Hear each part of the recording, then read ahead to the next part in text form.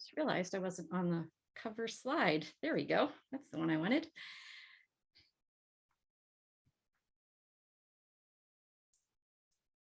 Okay, we're just waiting for some people to join us. And thank you for those who have responded, giving us an idea of where you're located. Just wait another minute or two, and then I'll launch my next poll.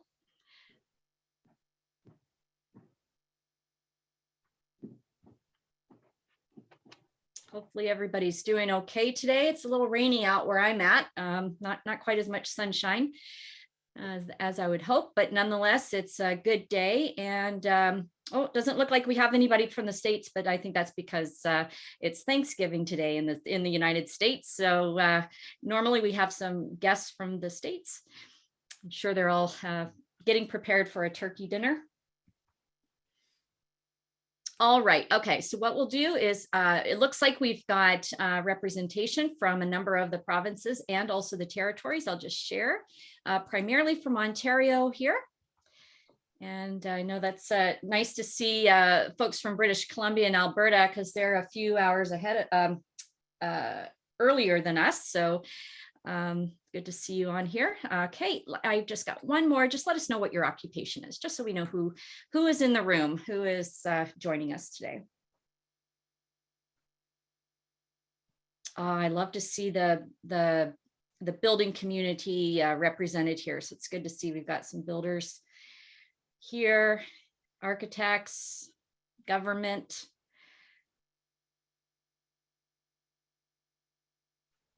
Okay, and for the people that are not listed, just let us know in the chat what your occupation is. All right, we're almost there. All right. Okay. So I'll go ahead and share those results. Oh, look, then we've got the renovator. Good. Excellent. So thank you so much, everybody, for joining us for today, which is our 4th webinar in the 4-part carbon series. We're really thrilled to have you here and to move forward with this conversation. Today, joining me is Doug of Tarry Homes, Doug Tarry, and Roya, Khaleeli from Minto Communities, and Phillip, Santana from Mattamy Homes. And so we're going to have a really great builder panel discussion. Chris Magwood, unfortunately, is not able to join us today, but I'm sure between the 4 of us, we will have a lot to chat about. Of course, we want to thank Enbridge for their continued sponsorship of education programs for the building community and for the industry as a whole. And so we want to thank them again for this, their support in this series. So what I'm going to do first is I'm going to introduce our 3 panelists, and then I'll get into the agenda. So first we have Roya, who is the Director of Sustainability and Innovation at Minto Communities. Now, Roya, you've got a really interesting background where you were first received your degree in mechanical engineering, and you worked in automotive for a while. So you must be interested to see what's happening with the electrification of vehicles. That must be kind of interesting for you. And then you moved on to finish a master's degree in sustainability in Sweden. And then you worked in the UK for a while, and then you've been with Minto for the past 10 years and have worked on a number of sustainability related projects. So welcome, and I can't wait to hear from you a little bit later on. Phillip Santana is the Senior Manager of Special Projects at Mattamy, and he has been working on a number of different projects, of which, Phillip, I'm super excited to hear about the work that you've been doing, and then I'll ask you this a little bit later, but the work that Mattamy has been doing on some of your projects, particularly even in Springwater, that Springwater project. So so thank you, Phillip, for joining us, and we'll hear more from you a little bit later on. And then we have Doug Tarry of Doug Tarry Homes, who's president of Doug Tarry Homes located in St. Thomas, and he is likely no stranger to anybody here. He's sat on many committees, and including as served as president for the Ontario Home Builders Association. And like the work that Roya and Phillip are doing with their respective companies, he has been going down this path of sustainability as well, including building to a minimum of CHBA net zero energy ready for all of his homes, including multi-unit and MURBs and that sort of thing. So we'll look forward to hearing from you folks in just a minute. So first, I'm going to do a super fast refresh of what we talked about in the first of this series, just to kind of replant everything that we had talked about in our minds so that it's fresh. Then we'll move into some panel discussion and also open it up for Q&A. So if you could, when you are asking questions of the panelists, if you could put those in the Q&A, and then if you just have general comments, use the chat. What happens is if you put a question in the chat, it kind of gets lost and I can miss them sometimes. So use the Q&A function, and then I'll try to be sure to not miss any of the questions. So you'll remember in the first day, we had talked about the 3 pillars of sustainability, and those are environment or the planet, social or people issues, as well as the economy and profit. And what we need to keep in mind is that for any one of these to be successful, really all 3 need to be successful. We can't necessarily focus on simply one of these at the expense, if you will, of the others. So we want to keep that in mind as we move forward. On the social side or the people side, we talked about the housing continuum and how people constantly are desiring to move up from poverty toward prosperity, and people do in fact want to own their homes, and they want to be financially successful. We do know that we've had a lot of problems, particularly in the first-time home buyers, with their ability to be able to purchase homes, and a lot of that has been driven by the affordability of homes, and prices of homes are driven up by many different factors. We also know through the survey that was done by the Federal Reserve, and that was just completed in 2019, and they had released the information in 2020, that people who are homeowners have a substantially higher net worth.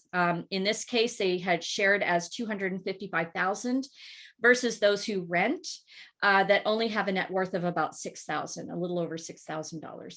And so we know that when we're looking at large groups of people that this is affecting, they're essentially losing some of their wealth, or they are transferring it to other groups, creating kind of a gap in the middle class. And so when this happens in a large group of people, this can be very challenging for not only the individuals, but for municipalities and government and the like. So we also covered on the environmental side, or the environmental issues, about emissions and about the impact of global warming and climate change. And we know that the goal is to hit net zero carbon emissions by 2050 in order that we can keep climate warming to no more than 1.5 to 2 degrees Celsius.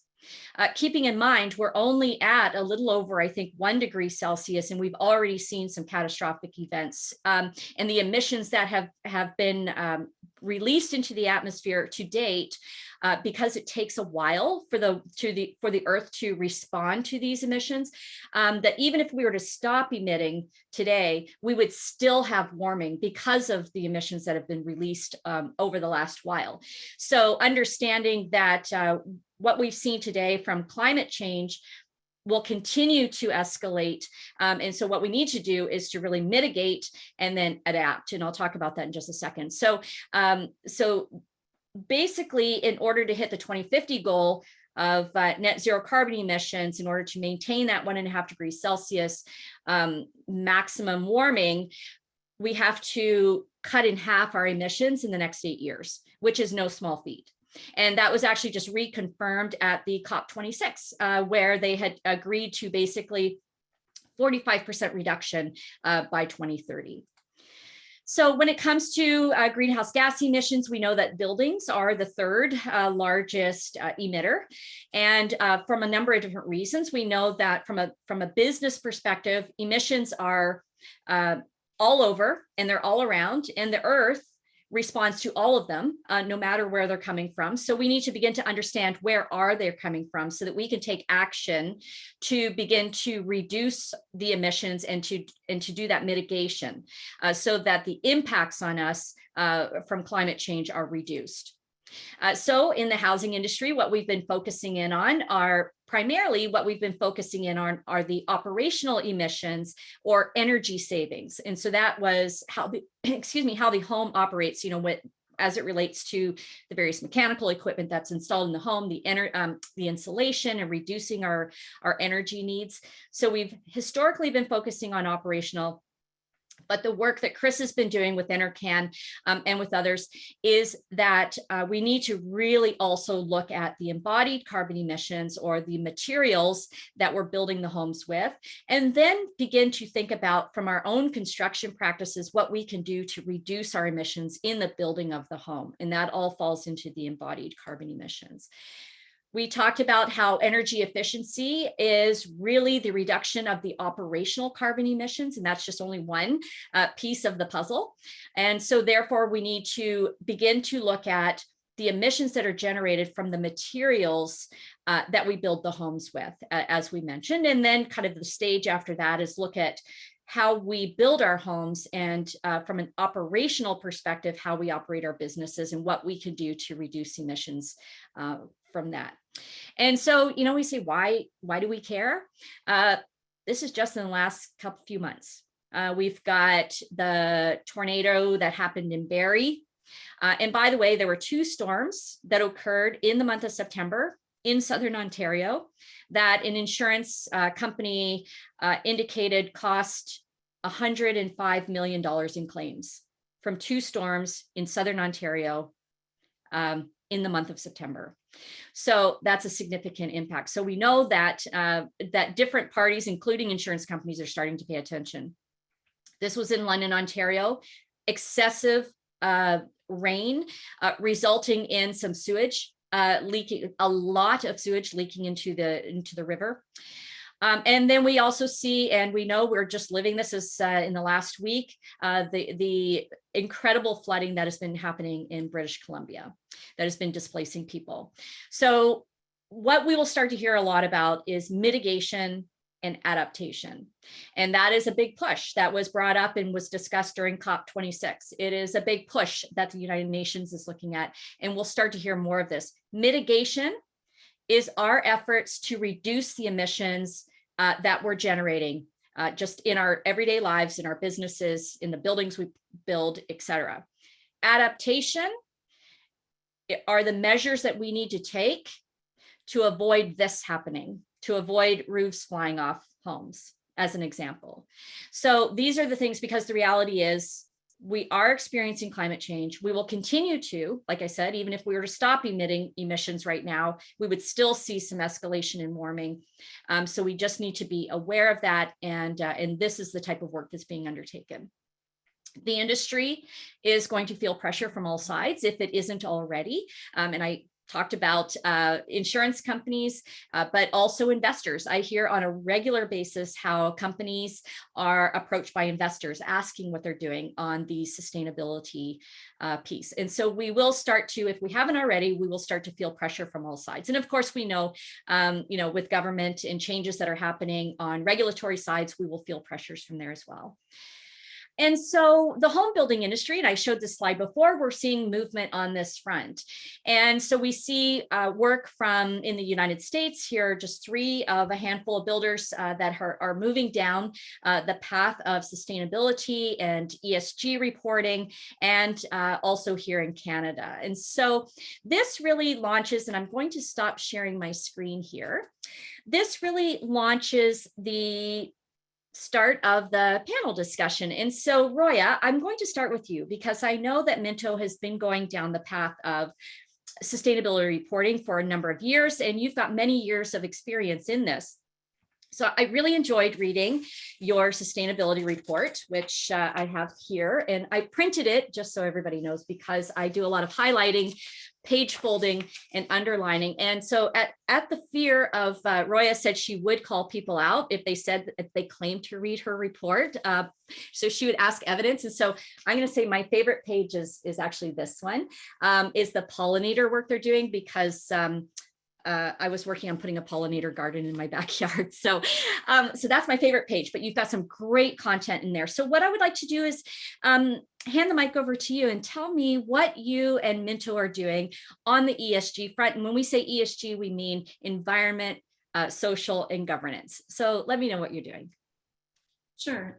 Thanks for that, Stefanie. And thanks for the great introduction and for all the work that you've done on this series. It's been really informative, and I think an important message to go out to the industry. So thank you again. On the ESG front, as you said, ESG stands for environmental, social, and governance. And really, it's the evolution of sustainability. The idea or the term ESG is really being driven by the investment industry. Because as we all know, investors are always wanting to mitigate the risk around where they're putting their money. And there are a number of studies that are now showing that businesses that have a focus on ESG, addressing risks related to environmental issues, social issues, and governance, so businesses that address risks associated with those issues are performing financially better than businesses that are not. And so more and more investors want to see that businesses have a strategy by which to address those issues. So high level, that's what ESG is.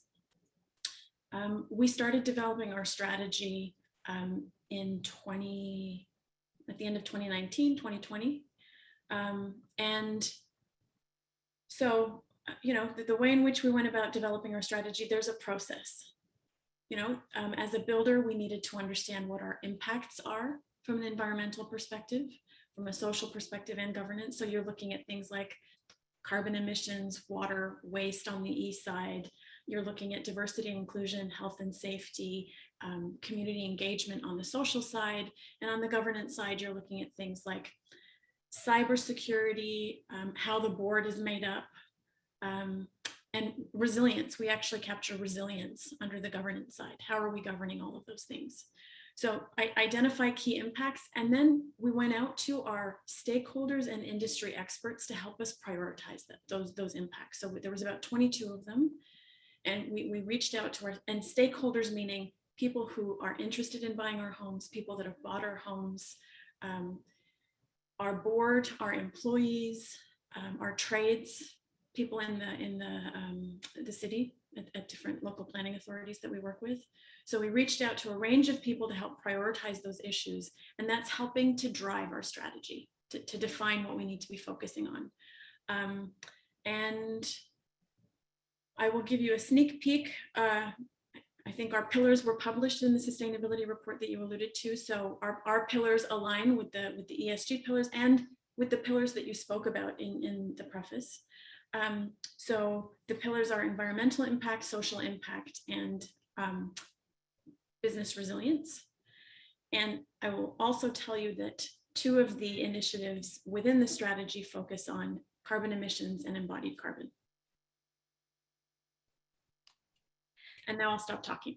Oh, thank you. No, that is excellent. And so I would highly encourage anybody that on the call to go to the Minto website. You actually have the link that's available there, and you can download this report and read it. There's a lot of really, really good information covering those 3 pillars. And the reality is, like on the business resilience side, like you said, and like you alluded to with ESG from the banking industry, what we're beginning to see is that businesses who do incorporate principles of diversity in those that they operate with and work with and hire, and who also do focus in on the environmental side of things, are actually outperforming.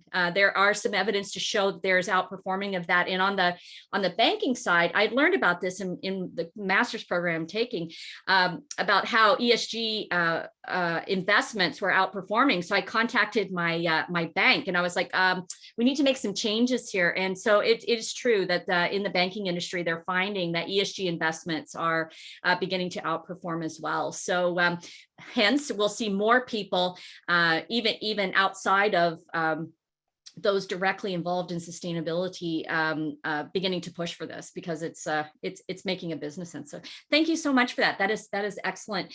Doug, so you've been doing some really interesting work on the sustainability piece from the social side with your HOPE projects. You've got several HOPE projects that you've been working on. And then of course, even with the work that you're doing with building to all net zero ready as a base minimum, and now even to Life Arc. So why don't you tell us about the work that Doug Tarry Holmes is doing?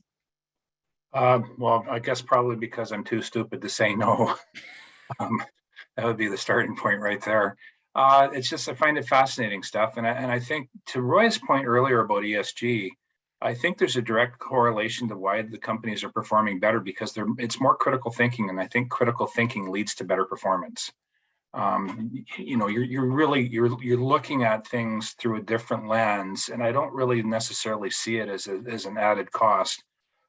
You know, when we get involved with the social piece, like you alluded to with Hope and Tiny Hope, the amount that comes back to us because we've done it is just staggering. You know, if it's just limited even to how it impacts your employees, that they feel better about being involved with a company that cares. And demonstrates it, I think is, you know, remarkable. But it goes beyond that. It goes beyond just, you know, how it helps your employees. I think how it increases the fabric within your community, and creates a more positive environment from which you're living, is most helpful. So we've really put a lot of emphasis on that. And will continue to do so, because we truly believe that, you know, all boats rise. If we can help others up, then we have more buyers, more renters, what have you, that are in better situation to be able to be positively impacted. So we love doing it. Thank you, Doug. Why don't you tell us a bit about some of the initiatives that you're working on? Did you want to talk about Life Arc, or did you want to talk about? Okay, yeah. Why don't you tell us a bit about that? So there's a couple of terms that folks have been talking about, and if we think about, you know, carbon reduction is kind of like the insurance policy, right? But climate resiliency is saying the horse is out of the barn and the barn burnt down, so we better do something about it. So what we're looking at is, and you can think in terms of, there's passive survivability, there's active survivability. We're looking at sustainable survivability in a project that we're calling Life Arc. So what happens when you've got an all-electric building and the power goes out? You know, and we look at what happened back in Texas back in the wintertime, and people really suffered there. And then we look at what happened in BC with the heat dome, and half as many people died there in 6 days as what did from all of COVID up to that point in British Columbia. It's staggering the impact that climate resiliency can have on people if it's not there. So we're looking at a concept called Life Arc, which would be, how do you keep the lights on, the life support systems going? How do you get water back into the building, things like that, so people can survive off grid in a building for an extended period of time. And part of the passive, or if you will, the sustainable survivability, is how long can the building hold temperature without fluctuating too far past comfort to where people are getting in trouble. So a report that we've seen about modeling on our first buildings is that we're just getting outside of the comfort zone. So extreme cold event in the wintertime, maybe socks and a sweater, and you're okay. I mean, you're not super comfortable, but you're not freezing to death. In the wintertime, we're just getting up to around 30 Celsius after about a day and a half. So again, pretty warm, but shorts and a t-shirt, and you're not too bad a shape. But we're seeing that there are some other builders projects that were modeled against us are going far in extremes on either end. And so that's why we consider it sustainable survivability. The building itself is helping the function of performance. Yeah, it sounds like a really important model. And I know we'll get into this in just a bit, but one of the thoughts that crossed my mind when you talked about the power going out is we know that, our grids sometimes can already be a bit vulnerable when we have peak loads, say during really, really hot days in the summertime. And so when we see this big shift toward electrification of vehicles and a big shift in other types of electrification, whether it be air source heat pumps or things like that, that could be a real challenge. One point that you'd mentioned that I thought I would just kind of reiterate is you talked about critical thinking. And so when during some of my readings in my studies, we had talked about that and how companies that do go down this ESG pathway are looking at things differently. They are analyzing things differently and slicing and dicing it differently, resulting in this more critical, more detailed thinking, looking projections to the future. And they're actually, because of that, are perceived as lower risk businesses when it comes to things like investors and that sort of thing. So that was a really important piece that you brought up. So thank you for that. Now, Phillip, I know that Mattamy is doing some really great work on this front as well from the sustainability perspective. And I was wondering if you could share with us some of the projects that you're doing and the paths that you're taking. Sure.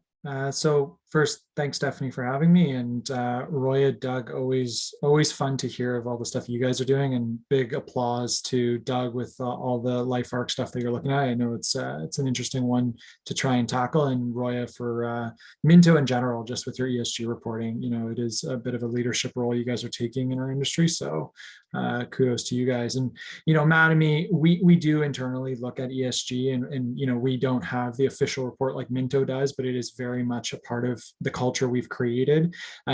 Starting from almost a decade ago when our leadership team brought in a board, which is a bit of a unique move for a private company. Typically, you don't have a board of directors kind of helping keep the governance in check. So that's kind of an interesting move. But then on the social side, there's a lot that Mattamy has done over the years in partnership with the Peter Gilligan Foundation. The foundation to date has contributed over 225 million to healthcare and almost 20 million to support families and as well as climate change. So, as an employee of Mattamy Homes, it's always nice to hear that, a tremendous amount of philanthropy comes out of the organization. And then I also know in recent years, I think they're in their 4th year now, Mattamy has implemented internally a program called Win at Mattamy, and it's actually Women in Mattamy. And it's a program specifically focused on identifying young potential women in the organization that bleed the blue of Mattamy, let's call it, and they get partnered with senior individuals. So you might have an associate or a coordinator that actually gets paired up with like the CEO of the company or a senior VP in a different function, and they actually go through a year-long program where they do meetings together, and they kind of get a mentorship that doesn't usually get offered, let's call, to a junior individual, specifically a woman in our industry. We are a predominantly male-oriented industry, so we've spent a lot of effort in trying to make sure that our teams are becoming much more balanced. And I started in this industry almost a decade ago, and I can say, I have probably, I think we're close to a quarter on our land development team, or if not a third, are women. Actually, when I started a decade ago, I think we had 2 women in our team. So it's tremendous to see, and I'm very happy to be a part of an organization that does that. When it comes to the environmental side, I think that's probably where most of our efforts being spent in the last decade. For those of you who don't know, Mattamy's built now over 20,000 Energy Star homes in the past 15 years plus, which is a huge milestone for us. We've always wanted to be just that one step above building code. So, we used Energy Star as our metric to do that. However, we've done a lot in the last just even 5 years, in which we built our first 5 net zero ready homes in Alberta in the mid 2010s. And now we're working on a community called Springwater, which you mentioned, in Markham, which is targeting over 300 homes to be net zero ready. So it's quite a large community. It's not just a little pilot that we're doing off on the side. It is very much a core part of our business. And what's interesting with that community specifically is we partnered with Enwave to implement a geo exchange system. So, we'll get into it probably a little bit later, Stefanie, but as we move towards these higher performing homes, you do need a higher performing HVAC system. And so that is where we ended up going with a ground source heat pump. It significantly reduced carbon, which is fantastic as well. And so, we continue to look into this space. Environmental or sustainability is something in our culture that's kind of been around for over 20 years now. And this is just the next step or evolution for us. So we're really excited to get Springwater started. We're actually starting home construction in the next month, which is exciting. So all the pipes are in the ground now, all the geo exchange is done. And we're hoping to actually start putting some houses up and get it going. So very exciting future in the next 2022. Wow, it's hard to believe that it's already at that stage. That is amazing. That's very exciting. So thank you so much for sharing that. I was particularly interested in that mentorship program. I thought, what a fantastic program to be able to take people and to give them that exposure and that opportunity that they may not traditionally have had.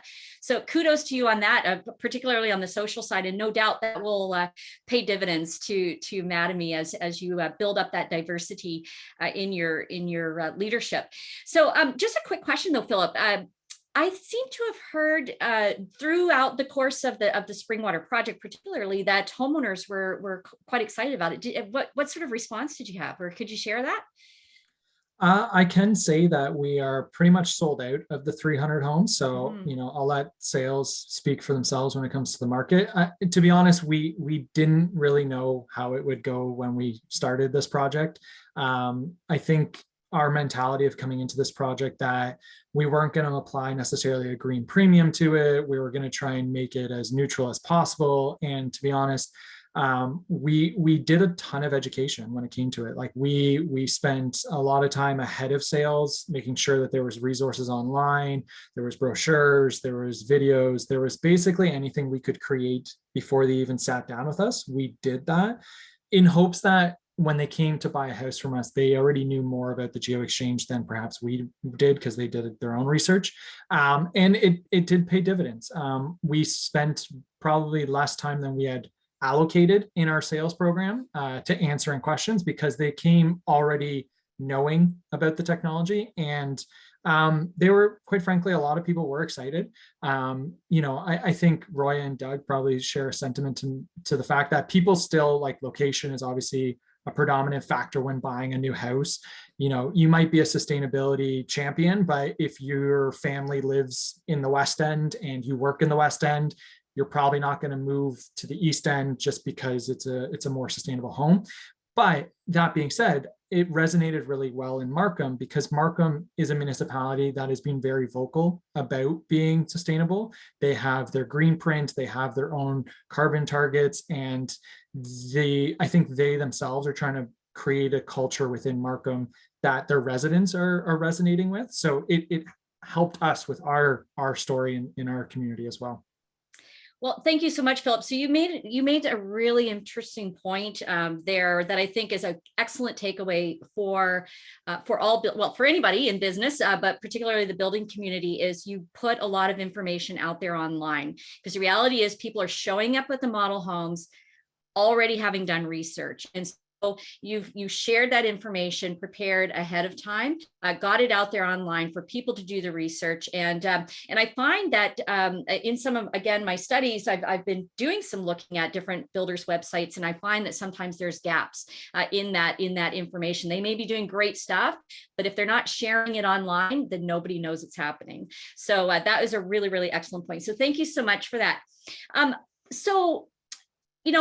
was just curious to know, when you consider the industry has been focused on energy efficiency, or as we talked about, operational emissions, and now through the work that Chris Magwood is doing and others, we're beginning to wake up to the fact that it's really about overall carbon emissions. And actually, I just read this morning in a carbon accounting course that the Earth doesn't care where the emissions from, because it responds the same way wherever they're coming from, right? So we realize that it's an overall. And so I was just wondering if this is the way you're doing things, the way you're looking at things, or what sort of changes are you making in your businesses to begin to think about this? And so why don't we start with Doug? Well, so first off, Steph, yes, I'm a net zero and net zero ready builder. Mhm. But I think we're looking at the wrong thing when we talk about net zero energy. In the book I'm writing, Bleeding Edge to Leading Edge, A Builder's Guide to Net Zero Homes, we discussed that there's two fundamentals that you got to get right before you do anything else. The first one is water management strategies. The second one is air tightness strategies. You got to figure those out to build the proper homes nowadays. Beyond that, I look at what I call the four principles of modern design. What's your carbon reduction strategy? And that's total carbon reduction. What's your indoor air quality plan? What's your climate resiliency plan? And what are you doing for occupant comfort? And if you look at those four principles and you work on them holistically, you're going to deal with energy consumption anyway. Mm-hmm. If you only simply look at energy consumption and you follow codes and programs, you can end up building a home that's very costly to run and or not very comfortable. And that's really concerning to me that these programs are so very fixated, especially now when we start looking at where tier 5 of the proposed code is going, where you're basically going to have to go through passive house at an extensive amount of extra dollars, as opposed to focusing what I think is far more important, which is the four principles. That is some really good points. Phillip, what are your thoughts on that? What has changed now that we're looking at things a little bit differently? I think I would lead off with the fact that, this is very much an evolution for our industry. And, I don't think there's any wrist slapping that needs to be done in the fact that we're only looking at operational carbon today. I think 10 years ago, 15 years ago, we weren't even thinking as an industry about carbon at all. So the fact that in the last decade, we've identified operational carbon and now we're identifying embodied carbon, you can just see like the maturity of our industry rapidly vamping up. And to Doug's point, like there's very much like core principles that we should be focusing on. And I think now that, perhaps a couple of years ago we were crawling and now we're walking and we're getting ready to run, we just got to make sure when we start running, we're looking at the total carbon perspective. And I think, from my own viewpoint, in my position within Mattamy, yeah, in 2015, it was very much operational carbon focused, the discussion, and somewhere around 2018-ish is where the first time, we kind of threw out, well, what about embodied carbon? But, the resources weren't quite there. Nobody really kind of was in the weeds yet on it. And, Chris Magwood was doing a fantastic job really getting it going. And I had a couple conversations with him. And I think just from 2018 to 2021, there's been another leap forward in our industry where it's not just this might be a nice consideration. It's no, this is something we need to do. I think we need to set the proper framework moving forward. And to Doug's point, there are principles that I think we need to hold true. And I don't think the narrative needs to switch now that, operational is less important. Like it's still equally important. We should still be reducing our operational carbon as best we can through high performance homes and high performance HVAC equipment. To Doug's point, if you've got a leaky home, it doesn't matter how awesome your heat pump is, you're still going to be burning a ton of energy to heat or cool it. But then also, as we start looking at embodied carbon, how does our industry today even accomplish that? Like, do we have the products on shelf or at our distribution centers that our trades can go and acquire this? Like, I've seen articles and things about all this hemp material that's coming out, like hempcrete and building blocks out of hemp, and it sounds fantastic and it sounds like it's carbon positive and all this fun stuff. But can I today put a tender out for this and have competitive bids from my trades that we're going to be able to build a house on the same schedule for the same cost? Because let's be honest, like affordability is still a very difficult challenge for all of us in this industry. And the last thing we want to do is double house prices because we decided to build them all out of hemp and they're carbon positive now, but nobody can buy them. So it's, I just acknowledge that we're in an evolution right now. And the fact that 10 years ago, we weren't talking about carbon, 5 years ago we were talking about operational, and today we're talking about total is fantastic in my opinion.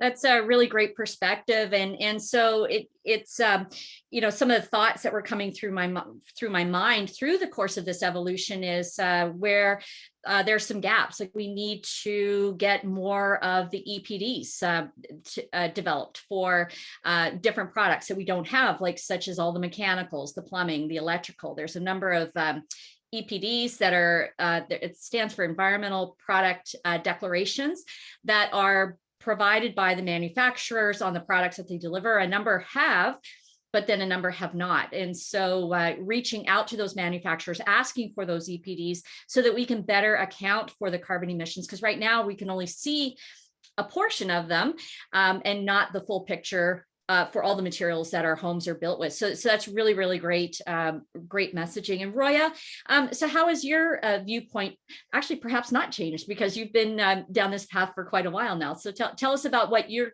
work and also Minto's work is now that we're looking at things from a more holistic perspective on emissions. So, I mean, I think I would echo what both Doug and Phil have said.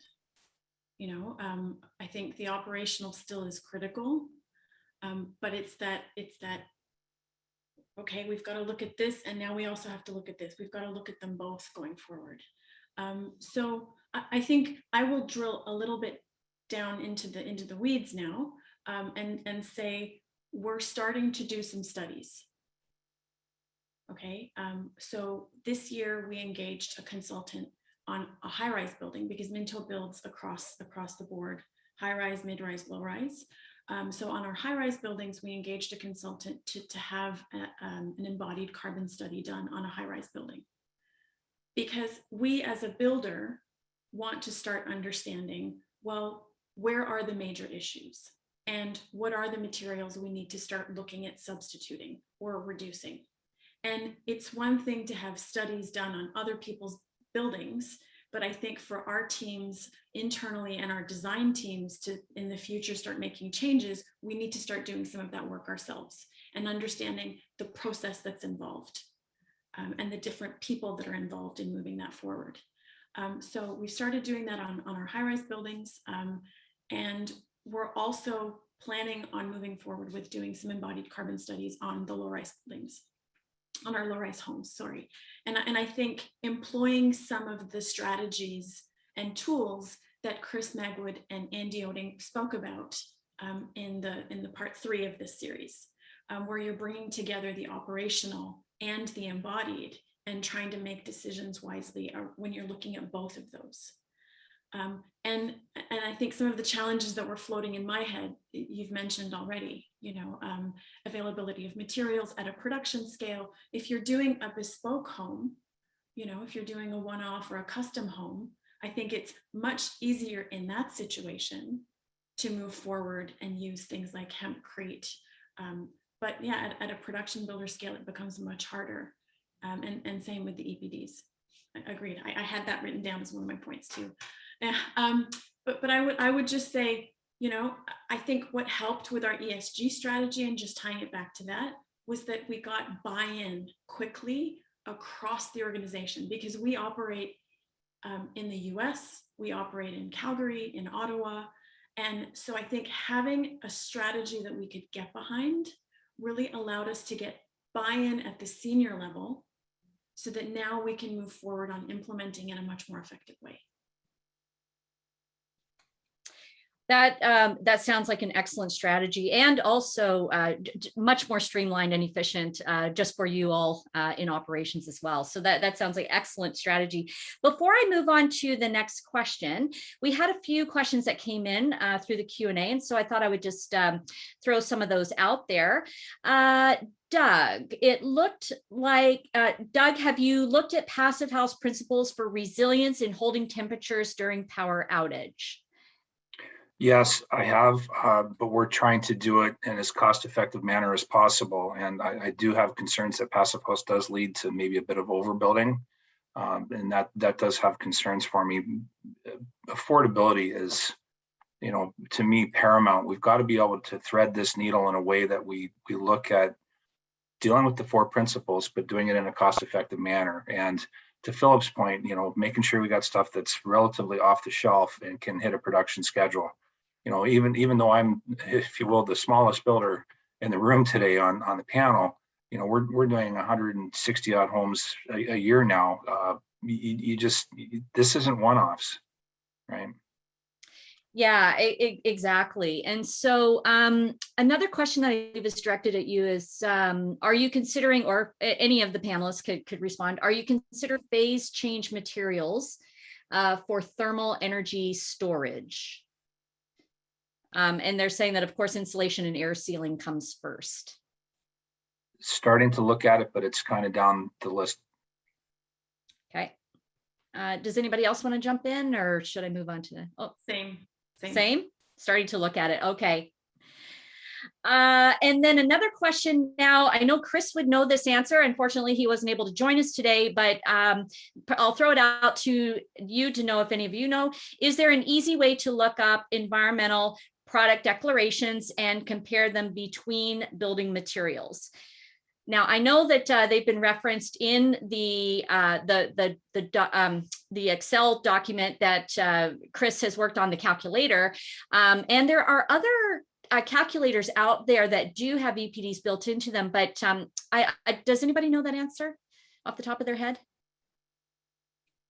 I think from our LEED work, because we've also built a number of our high-rise buildings to the LEED standard, I believe you do need to reach out to the different suppliers in some cases to access those EPDs. Okay. Or there may be some generic EPDs industry-wide that exist, but I won't say any more because I know a little bit, and so I can be dangerous. No problem.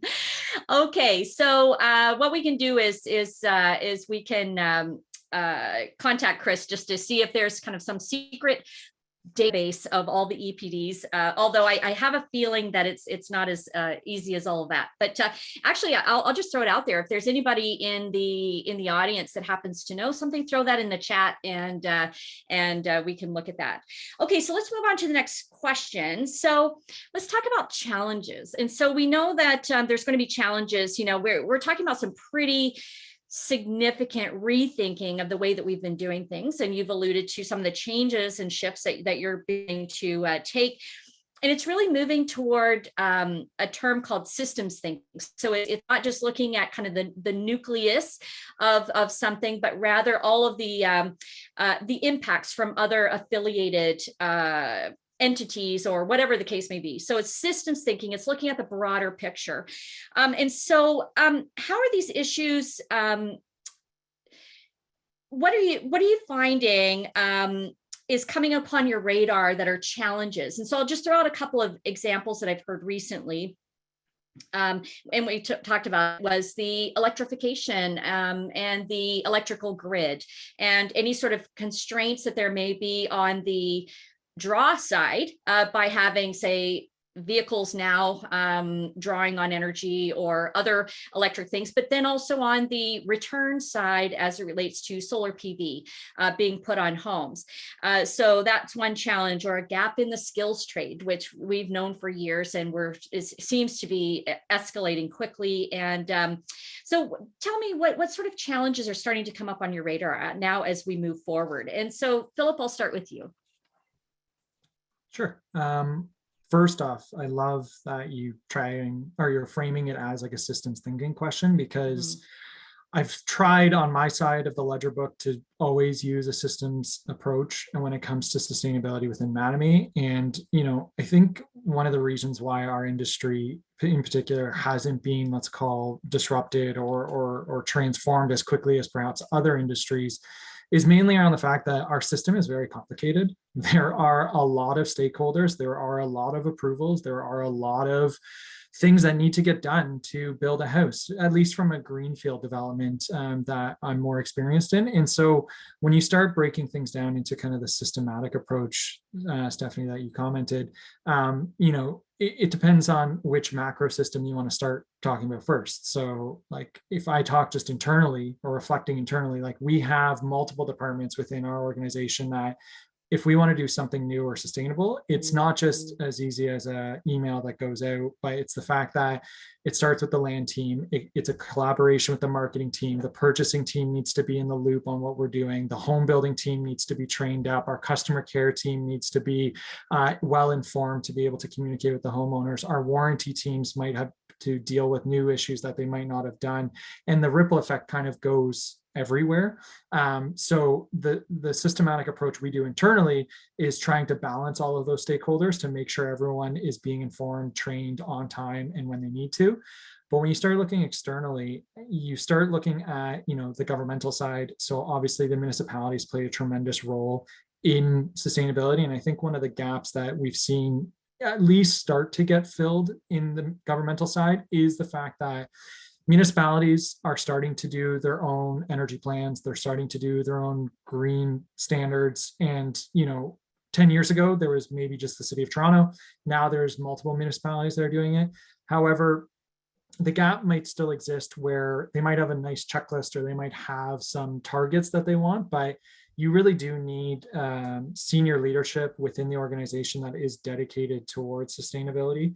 So for instance, one of the reasons why Markham was a successful project to date is the fact that Markham has a individual within the organization. His name's Grant Seaman, really good friend of mine now because we spent a tremendous amount of time in the last 4 years, but he is the director of sustainability and asset management, which ties obviously very nicely with sustainability, but his mandate is to make Markham more sustainable. And he has a whole team that is under him to do that. And so when we are able to go to the municipality and have someone like that at meetings, at decision-making points, it helps from a developer side a lot. Because when we deal with other municipalities that might, let's call it, added this to someone's scope of work. So they were originally a planner or they were originally an engineer, and now they're supposed to manage this like green thing that the city is dreaming up, but it's kind of like a wishy-washy thing.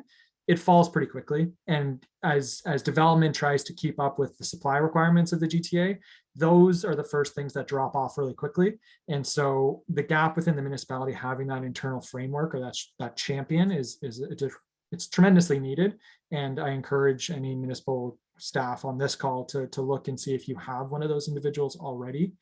I'll kind of leave it there because I don't want to talk too much and give Roya and Doug a chance to talk about gaps, but I will also just say your comment about the electrical component, it's an interesting comment because I also was very, I'm a civil engineer by background, and I don't really, I'm not Roya with the mechanical background, but my understanding was these heat pumps, for instance, they tend to be more efficient than your traditional furnace and ACs. So although you might be, say, for instance, using more electricity across the year, it's not as peaked and valleyed as it would be, for instance, in summer with ACs and then nothing in the winter. So, I've had some conversations with some electrical organizations, and they're still very much trying to wrap their heads around this electrification of our homes. But it's hopefully going to be, to your point, a systematic approach where everyone's at the table talking about this and nobody's being left short in having to figure out how to solve a problem that someone else created. So moving in the right direction. Hopefully we get there, but I'll kind of stop at that point. So what I'm hearing is more work needs to be done on that front and some research. And so I think actually some research is being undertaken on that, just to make sure that we don't move in one direction with a big shift and then kind of find ourselves in a bit of a bottleneck. So there is some work that's being undertaken. And actually you hit on some really, really important points. And in the undercurrent of what you talked about was the relationship building and the collaboration. So the municipality as a champion to lead, which can also be beneficial, because I've heard from the building industry that sometimes they may receive conflicting information from different entities within the municipality itself, where one entity will say, you need to reduce emissions, but then yet the other one insists that you use all brick on the home, which we know brick is high emissions. So that's just like an example of what I've heard can occur. And so having that champion to streamline that, to make sure that everybody from the municipality side is all on the same page. I think it is very beneficial for them and also for the industry. But it's the collaboration piece that is huge, and that really in that stakeholder engagement, from the builders to the municipality, from the municipality to the builders and others, I think is really where we'll see the success in being able to roll this forward. And I apologize, you just reminded me, I wrote down another one that I just wanted to throw out there. Sure.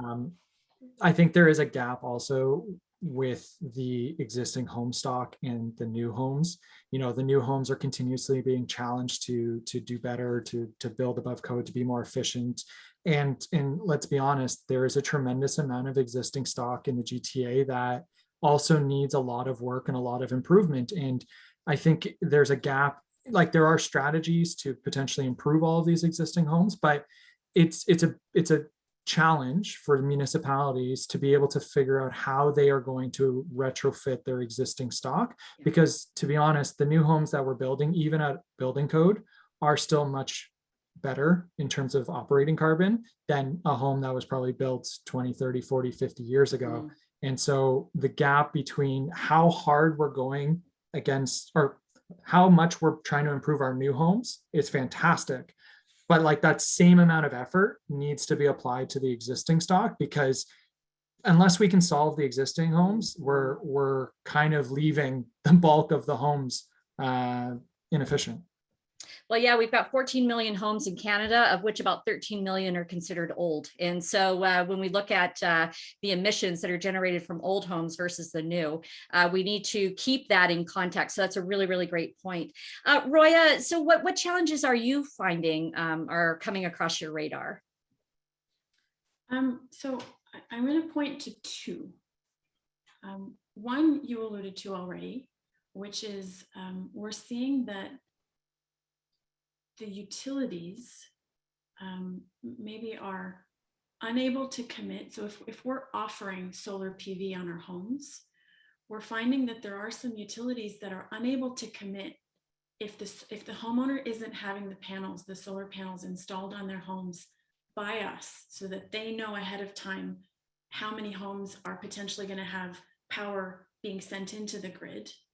They're unable to say, we're unable to communicate to our homeowners to say, the utility will definitely be able to hook you up with solar panels so that you can have that net energy meter or bi-directional meter in the future. And so unless the utility companies are able to, with more comfort and confidence, be able to say, yes, we're ready to accept power from solar panels on people's homes being sent into the grid, because it's going to, I should be careful when I say this, especially in the context of embodied carbon. There's a likelihood that more homes will have solar panels on them. And is the grid going to be ready for that? Mm-hmm. That's one area where I think a lot of focus is needed. And I think I joked when we were chatting, I said, let's get in touch with Bill Gates and Elon Musk, and let's get their technical minds on it. Because I think really, we're talking about a technical solution. Mm-hmm. Like, that's what needs to be done to solve that problem. It's technology. So maybe I'm simplifying, and if there are utilities on this session, you can get in touch with me and we can happily have that conversation, because I want to know more. I'm coming at it, I say that, but I want to know more. I want to understand it, because I would love to see a solution. I think the other thing that I will point to is just knowledge across the board, knowledge of our consultants. We work with a certain number of low-rise architects and a certain number of high-rise architects. Are they going to be investing in their people, to try and, I'll point again to the embodied carbon piece because it's new. Are those consultants going to be investing in their people to understand what now needs to be thought about when it comes to embodied carbon? I think we're still, even though operational emissions are such a big focus, some of the consultants that are out there, I would say many of them have still not caught up to being able to look at things from a holistic perspective. We're still having to reach out to an energy modeler and a building science expert and our internal costing team and to try and understand how to improve our wall assemblies. And Phil, I know you've heard me talk about this before. I think I talked about it a few years ago in Oakville. I shared our story there. So I think the consultants, I would ask that the consultants try and build that knowledge internally, or at least come up with a system so that we're able to get to answers more quickly. Because otherwise it's taking a really long time to improve the efficiency of some of those really critical systems like the walls of our buildings. So yeah, I'll just point to those two for now. Otherwise, you know, we've touched on some of them previously, the EPDs, availability of materials, trade knowledge is going to be huge going forward too. Yes, without a doubt. And so you've raised some really, really good points. And so one thing, you know, just to kind of point out is what you're finding then is when you sell a home that is net zero ready, there's the possibility, depending on where you're located, that the utility may or may not allow that homeowner at a later date to put solar on to take it all the way to net zero. So that's an important message for builders to be aware of, because I think some builders are now having to include those sorts of caveats in their contracts with the homeowners, just to make sure that people know that it's kind of like you're guaranteed now, but may not going forward. So, you know, so you've made some really, really good points. And the other thing too, you know, that's kind of a challenging that I suspect is a lot of the electrical companies are a bit broken apart. Like some municipalities may own smaller little electrical companies and electric utilities. And so, you know, it's possible that that could be a bit challenging for them when tackling these big, as you call them, Bill Gates, Elon Musk type of approaches. Doug, what sort of challenges are you finding? Well, I would really agree with Roya on the electrification of the grid. But there's one more point that probably needs to be considered that should be on everybody's radar at this point, and that's electric vehicles and their charging station requirements. And what does that do to the power consumption within a community? Do we have the right phasing for the wire going into the community? How are we going to be able to possibly use that as battery backup into the homes themselves or buildings? It's fairly complex, and we have, you know, the municipal grids that aren't really considering it if we're lucky enough to even get capacity, as Roya alluded to. I think the biggest one is training. And when I've had experiences trying to deal with architects on certain buildings, and even getting them to understand the concept of, look, low solar glass is critically important. And I know, Steph, I've been saying this for years, so you know, I'm beating the drum still. But when we start talking in terms of, okay, well, we want to reduce our peak loading, well, look at your glass, right? When we want to look at the overall wall performance, we need to look at the amount of glass in the wall. And so often it's like, well, we're going to have this massive bank of windows here. And really what you've got is a great thermal conductor that's going to make people really uncomfortable, either too hot or too cold, right?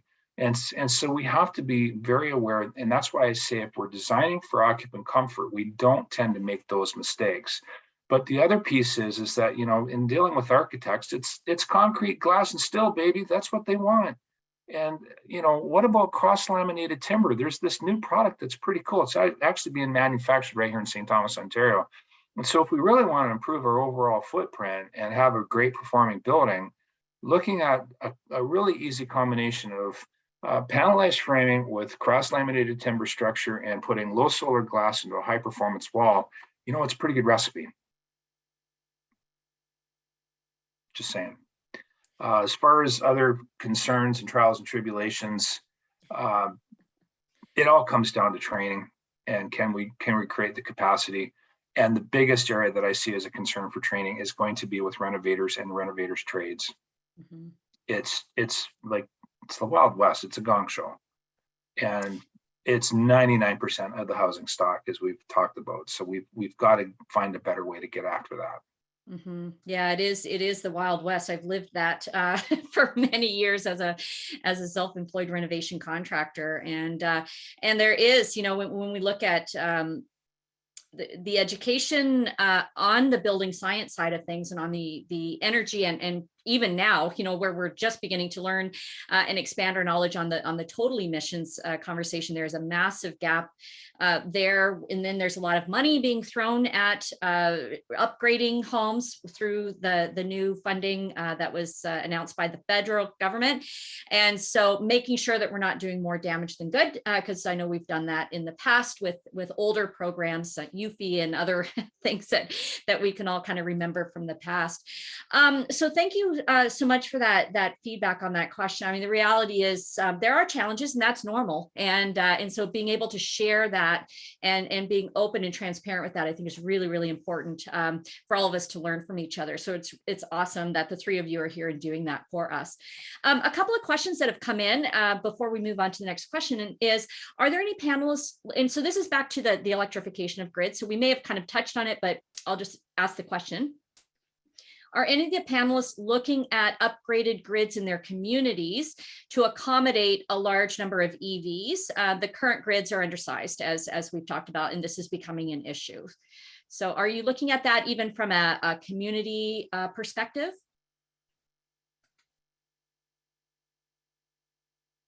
I'll just throw it out, anybody?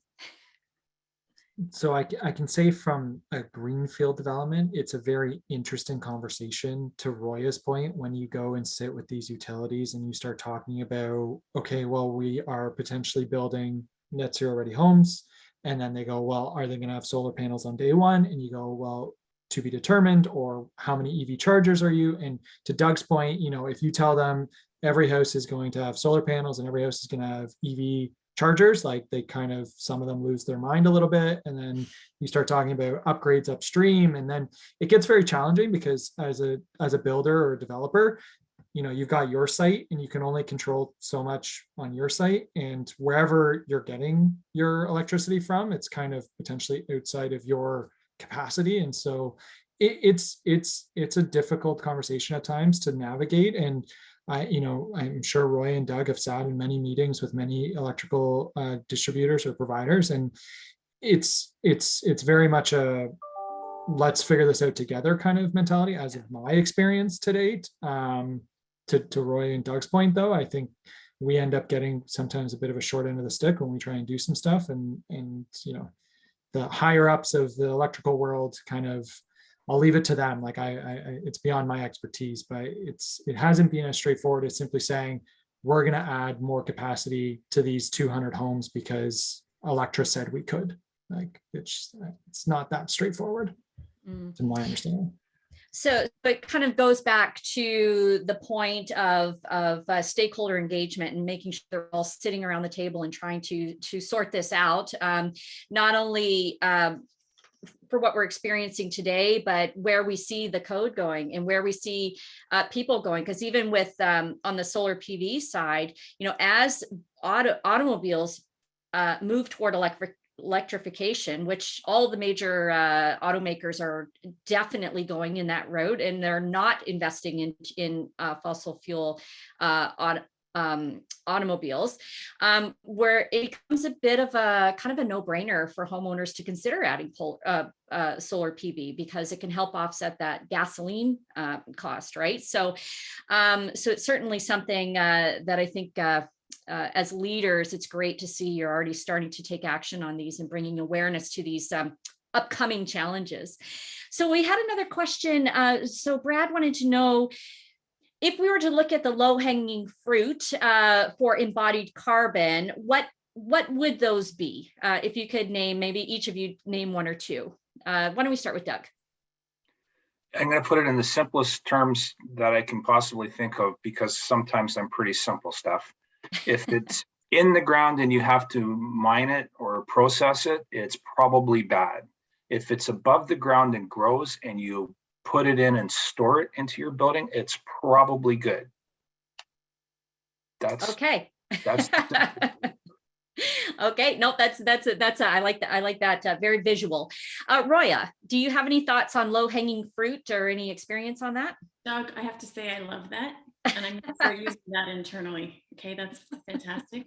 I've pointed our estimating teams to concrete, rigid insulation, and drywall. Interesting. Or sorry, no, I take that back. Concrete, rigid insulation, and batt insulation. Ah, okay. Those, like, in terms of, guys, there's solutions out there. I want you to start small and just find alternatives to this. That's where I've pointed them as we start to learn more. Excellent. Thank you, Roya. And it's great to see that we know that various manufacturers are really embracing this and addressing those particular materials that you're talking about. Phillip, did you have any low-hanging fruit that on the embodied carbon side?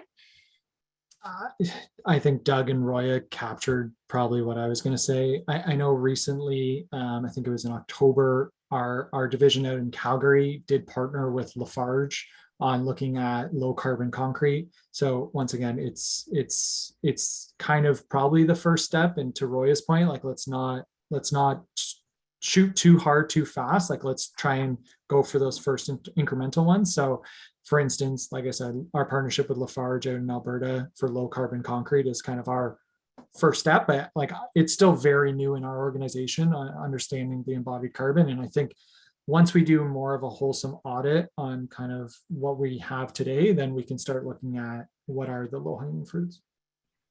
Thank you. Yeah, no, those are really great and right on the money. The other two that have come up in some research that I've been doing as well is steel. Although we don't necessarily use a lot of steel in our residential homes, but steel is another one that has a tendency to be higher on the emissions side during the manufacturing because of high heat that's required. And then the other one is the veneer materials such as brick and stone. Those tend to be, and I guess to your point, Doug, pulling out clay, rocks and that sort of thing, that would perhaps be one of the reasons for that. So we've got about little less than 20 minutes left. I've got a couple of questions left for you, and of course, taking in these questions from the audience. So during our early chats, Roya, we had talked about the rate at which things are changing, and to Phillip's earlier point, how this has been a progression, that has been kind of going, and we're continuing to learn that path of continual improvement. So we've talked about the rate, and you've been down this path for quite some time now with your past work in studies and sustainability. And so why don't you give us your perspective on what you're seeing as far as the speed of adoption and what you're seeing in general? As Phil was sharing earlier, I was like, yep, okay, that's what I want to say. Yeah.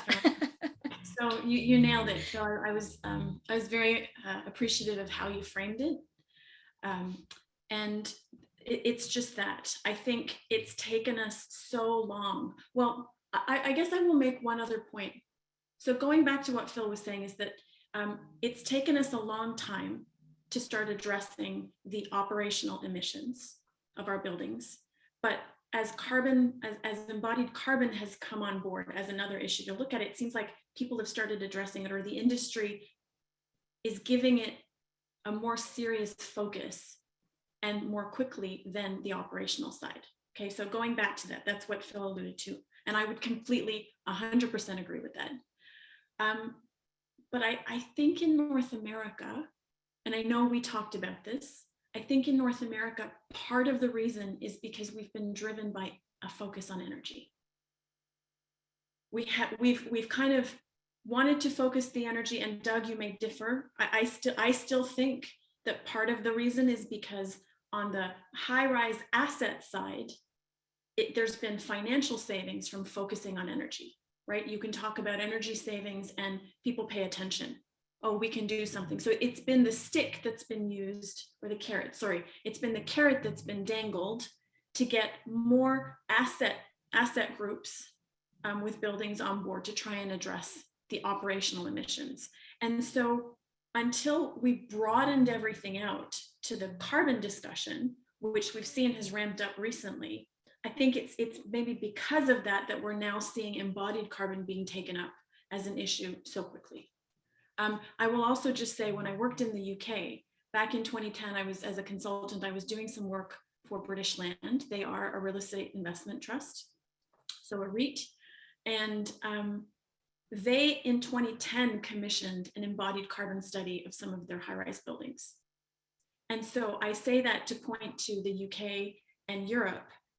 Often they're beginning to address issues sooner than we are in North America, many times. I think because of their population density, they start to see the issues sooner. And so there's a focus of it, typically 5 to 10 years ahead of North America. Thank you, Roya. That is a great perspective, especially that you've seen this from different lens too, from across the ocean. Doug, you've seen some rapid movement in this. I know we were talking about the carbon and EBA, and why don't you tell us what you're observing? Okay, let me just come back to Roya's point though, okay? Because okay, yep. I'm not saying I disagree with you. All I'm suggesting is a holistic approach will get there just as well. And if we look at, as an example, low solar glass, which is there for comfort, it's going to reduce your energy loads in the summertime significantly. So I believe that a holistic approach will get it done. As far as, so the conversation with EBA back in January, I'm on a builder benchmark group there. In full disclosure, I'm joining the board of EBA coming up. And they were like, what's this carbon thing you're talking about, Doug? Like, why don't you figure it out and come back and tell us how you're doing it, and then we'll look at it. And then by about June, so less than 6 months, they're like, who's this Chris Magwood guy? We need to talk to him. By July, it's like, we think we want to get Chris to come to our summit, which is their conference, and talk to us about this, because this is really important. We want to get this in front of our people. And by August, he was like signed in doing the conference, right? So that's how quickly they went from, please don't talk to us about this, to like, we got to get after it. So it's part of it, I think, might be who won the election in the States, but there's just a paradigm shift happening there that's happening very rapidly. And to Philip's very earlier point about it's taken us so long to really get the energy piece going, I agree. And I don't think we've done anything wrong as far as how we've gone forward with it, but I do see that it is accelerating rapidly now. And builders that aren't paying attention are going to get blown away by how fast this transition happens. It's not going to be a decade. It's going to happen in years. That's right. Exactly. So Phillip, what is your observation? I know you touched on it earlier, but do you have anything further that you want to add on that? No, I think the sentiment's the same across the board. Things are moving faster and faster. And to kind of the commentary we said, there was probably a 20-year conversation about energy efficiency that became a 10-year conversation about operational carbon, which has now become a 2-year conversation on embodied carbon. Like it's coming in very fast. And I think the importance of embodied carbon is gaining a lot of momentum, and rightfully so, especially in new home construction. Like if we're building new homes, we should be considering the embodied carbon. And I think, Chris Magwood's work over the last 2 years has tremendously taken off. And I think, as the industry gets more resources, as we get more tools, as we get more understanding, disclosures, disclaimers, product cut sheets that actually have this on it, it's going to make it easier for us to identify opportunities, and it's going to allow us to hopefully move quicker into more carbon positive or carbon neutral homes. But I see us moving, on, I don't know if it's a logarithmic scale, but it's not, to Doug's point, it's not going to be in 10 years. We're going to be still talking about how are we going to solve this embodied carbon. I think it's going to move a lot quicker. And that's just the nature of our industry right now.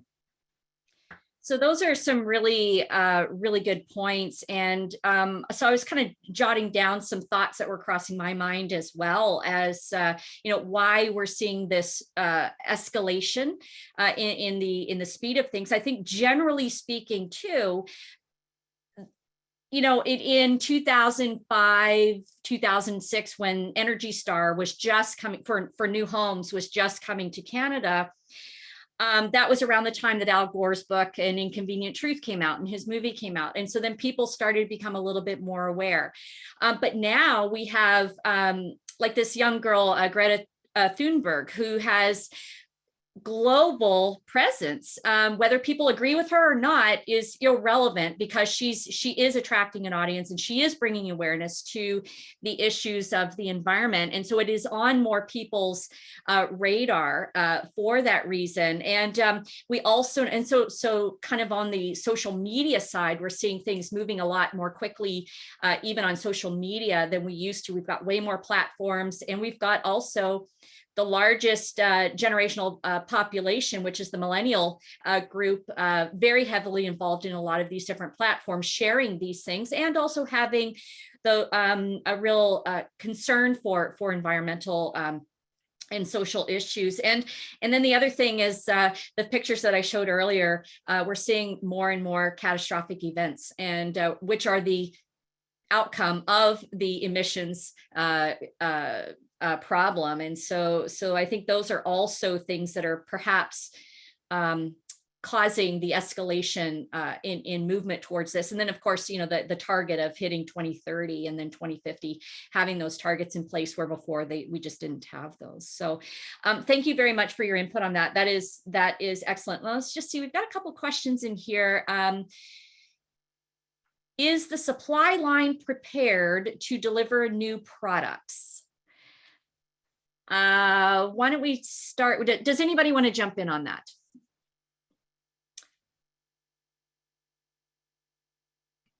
I don't know.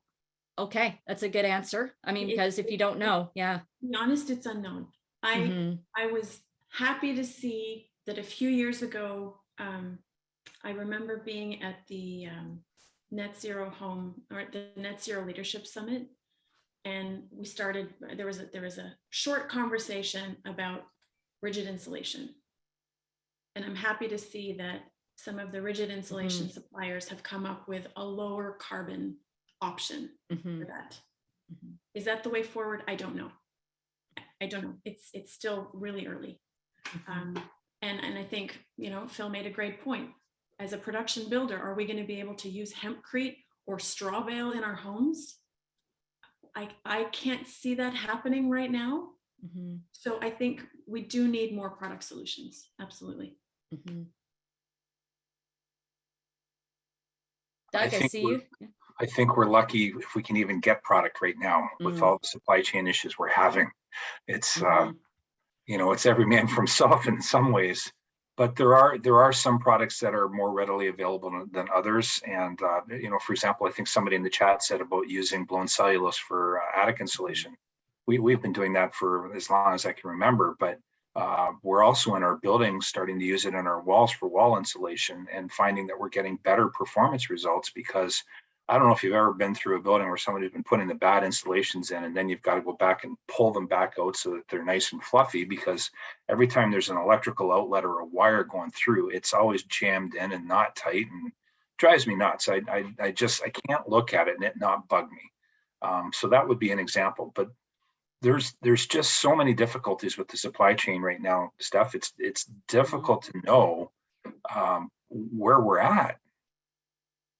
It's a really valid point. I mean, you know, the COVID has certainly amplified challenges, you know, and so it's kind of this layer that is an extra layer of complication on top of that. So, so I think those are both good responses. We are starting to see some products move toward emissions reductions, which is great. Of course, we only know that if we get the EPDs. So, you know, we really definitely want to get more manufacturers on board to provide those EPDs. And Roya, you raised your hand. Stephanie, I just want to say there was a point that I wanted to make earlier, which I forgot about. And the decisions that we can make are only going to be the results of the decisions that we as builders make is going to be based on the data that we have. Right. So if we don't have the data to make good decisions, we're at risk of not having good outcomes.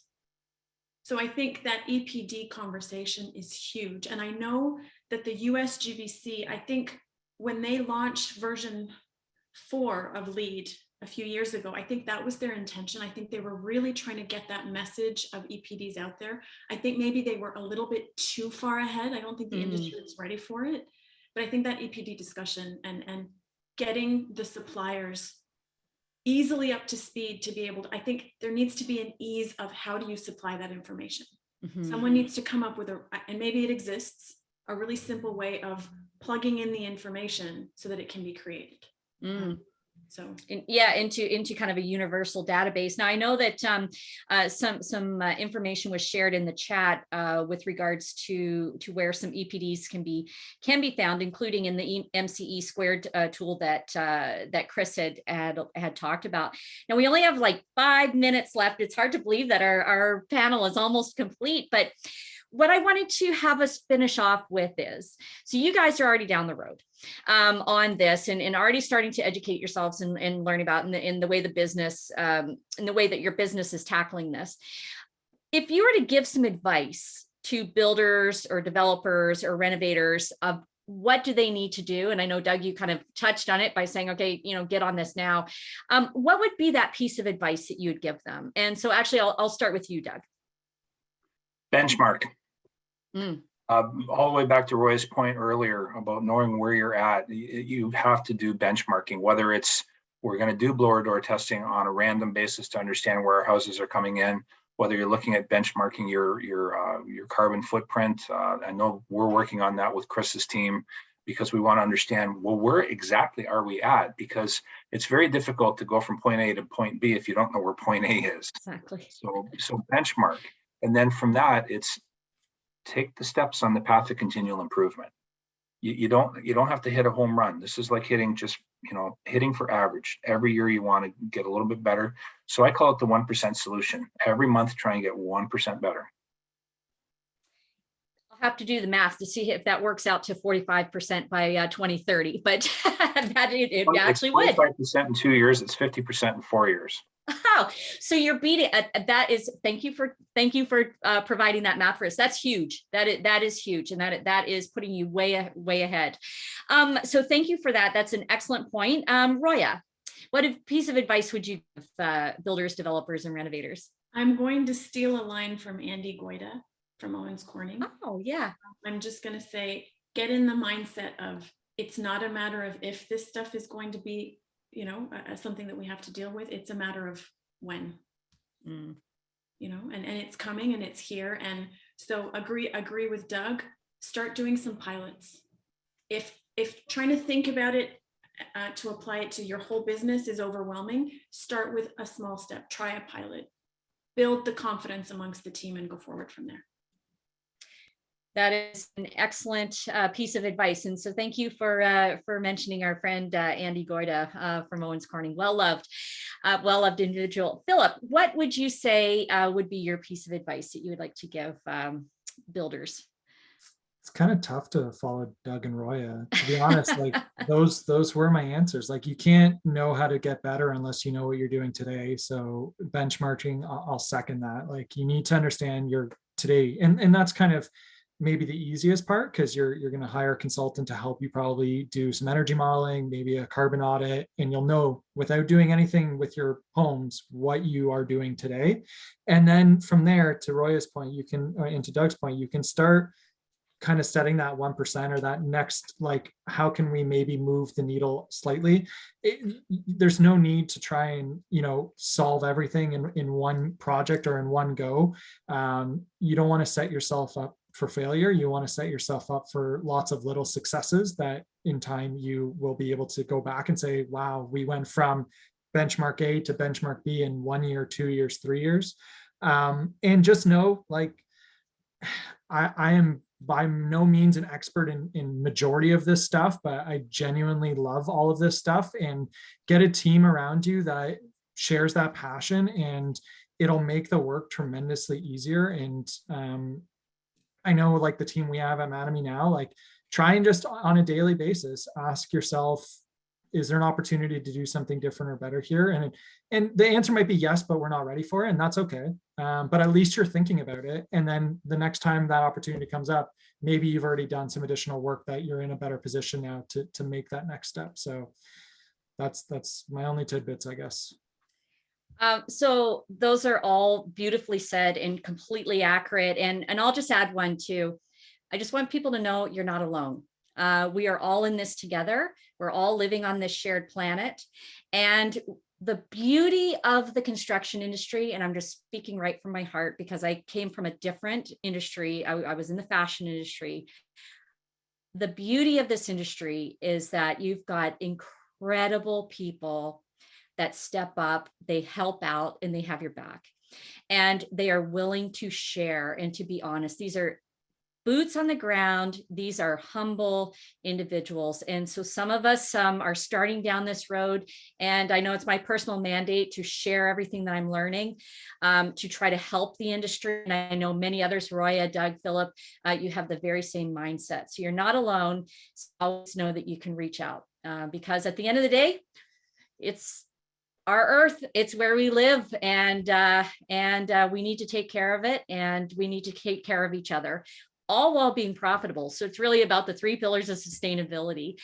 So thank you so much for the 3 of you to join this. This was incredibly enriching. I hope the audience found it beneficial. This is all being recorded, of course, and this information is shared and available on our website, on the Building Knowledge website, and the links are all there. And so just know that we have one more webinar that's in December, and it will be Gord Cook and myself talking about sales and marketing. And so talking about the importance of being able to communicate these messages with our homeowners, the hard work that we're all doing. So thank you again, Roya, Phillip, and Doug, for sharing openly about the work that you're doing on this front.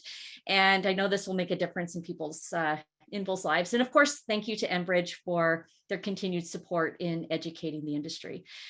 Thank you all for joining me, and I hope you have a wonderful afternoon. Goodbye.